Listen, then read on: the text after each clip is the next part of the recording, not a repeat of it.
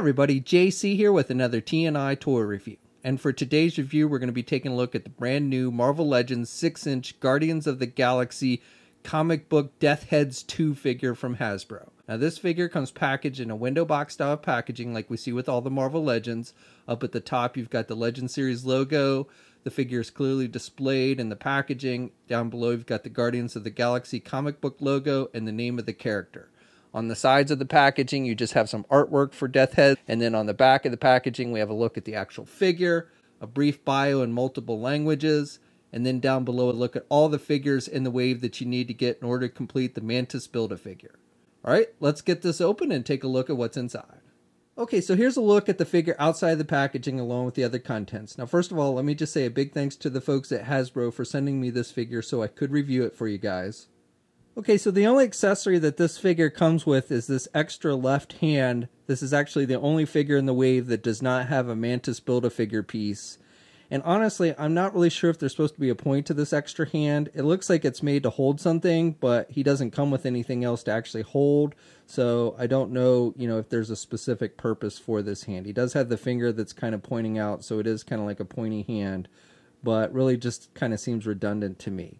However, to switch out the hands, it's easy. You just pull out the left hand that you want to replace, and that's a closed-fisted hand.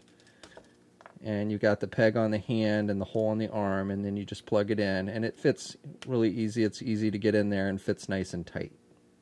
So for the figure itself, I think they've done a pretty good job. This uses primarily parts from the recent Colossus figure that was released in the Warlock Build-A-Figure wave. The midsection, the upper legs, and the upper arms are all from Colossus on this figure. The lower arms and the lower legs, and obviously the head, are new on the Death Heads figure. So if you're not terribly familiar with Death Heads or wondering why this version is called Death Heads 2, the original Death Heads character was created back in 1987 for the Transformers comic book, actually. So he actually gets his roots, his original roots, from Transformers. And he was created by the writer Simon Furman.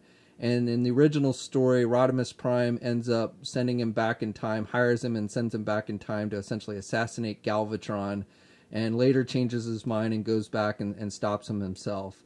But that's how he was originally established. Now, they quickly did a one-page strip called High Noon Text that they put throughout the Marvel UK titles back then, and they did that essentially so that Hasbro couldn't assume ownership of the character, being that he appeared in a Transformer comic. Marvel was worried that Hasbro would essentially try and assume ownership of the character. So they basically rushed out this one-strip story to establish him as an actual Marvel character separate from the Transformers.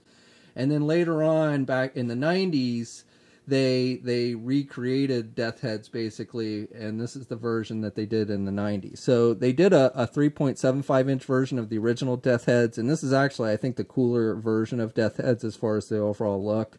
And I really like this 3.75-inch figure that they did.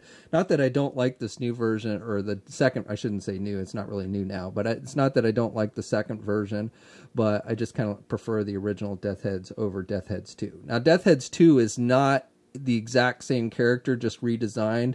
The Death Heads 2 character is actually a combination of Death Heads, the consciousness of Death Heads, and then a character that was called Minion.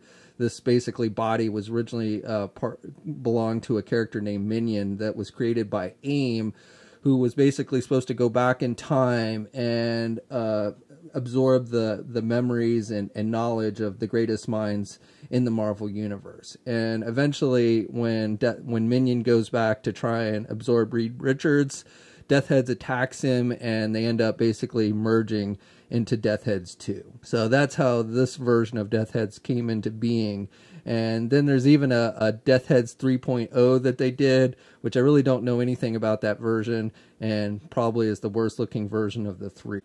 So the sculpting detail on this head sculpt I think is really nice. He's got the horns, which is done with a dark metallic silver type color, and then he's got some red wash around his eyes. And then I like this, like where you can see his jaw and his teeth and everything here on the one side of his mask. I think they did a really good job with that. Looks kind of grotesque. Same on this side. You can see more skin and everything. And then he's got the gold mask, and then he's got silver up on the top. And then he's got the long dreads that go down the bottom. It's pretty hard, so there's not a lot of bendability with the hair. These front strands, you definitely can move around and stuff. And then the hair is done with just a brown color. You do have a little bit of wash in there, so that looks pretty good. And then you've got the metallic blue on the body, which stands out nicely, and a little bit of lighter shade blue down here on this cod piece, which is actually a separate piece. And so that looks good. And then you got this that kind of matches the hair. The belt piece here kind of matches the hair, and it's done with a vinyl type rubber material. And then the legs again are done with that metallic blue. Now, with these little things that stick out on the legs, I want to recommend caution when you're removing the figure from the packaging. These are actually a pretty hard plastic, and if you bend them at all, these will snap off, so just be careful. Actually, one of these came broken in the package, and I had to glue it back on.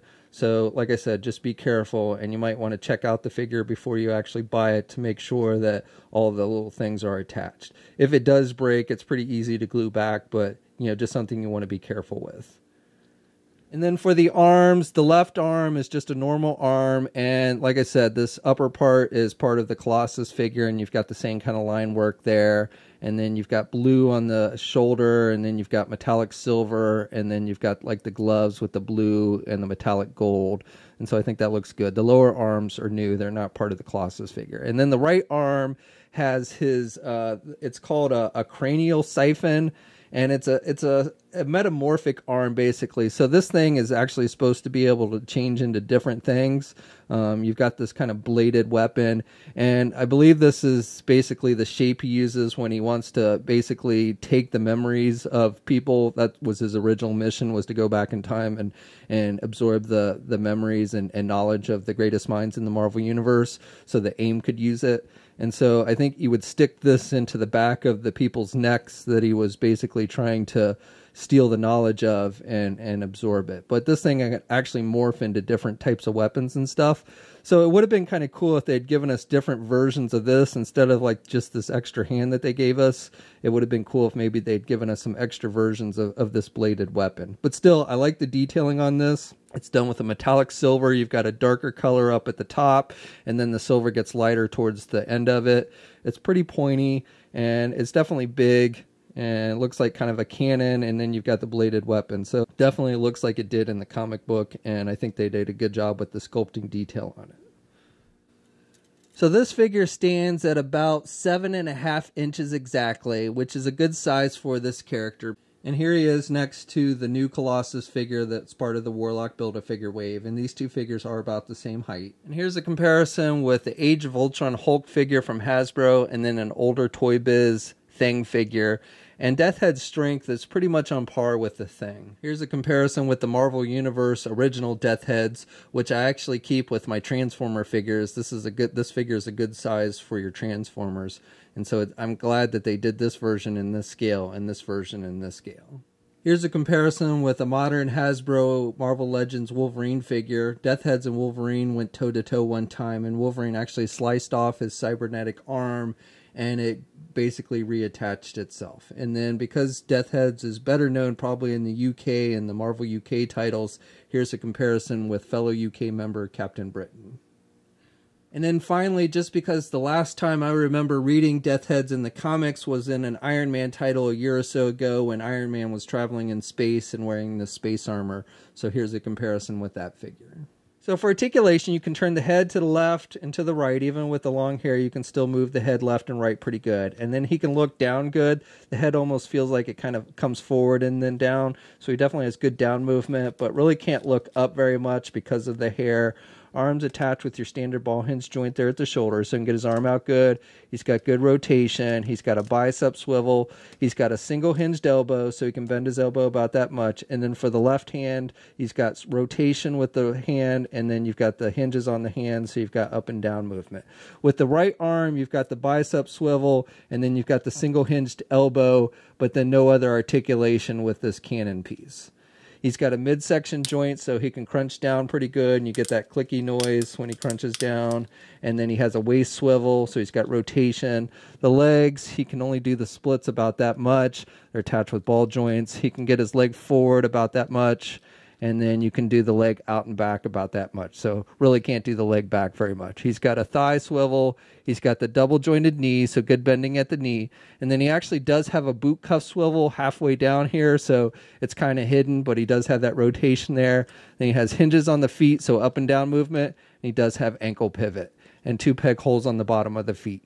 Okay, so that's my review. So overall, I think this is a very solid looking figure. I like the sculpting detail with the head sculpt. I think the paint applications are good and articulation is solid as well.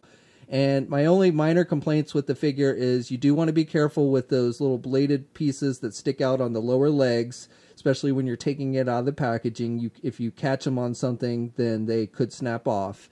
And also, I think it would have been cool if they'd given us alternate pieces for a cybernetic arm. I do like the sculpting detail and look of the piece that they gave us, but since that is something that can morph into different shapes, I think it would have been cool and better if we'd gotten alternate things for that as opposed to just that extra left hand. But still, I think this is a very solid looking figure, and if you're a fan of the character, this is one you'll definitely want to add to your collection. Now this figure, along with the rest of the wave, has started to hit shelves. You can also pre-order it at our sponsor Big Bad Toy Store, and they should start shipping it very soon. We'll have a full image gallery up at marvelousnews.com. There'll be a link in the video description below. As always, leave a comment. Let us know what you think. If you're so inclined, please like the video.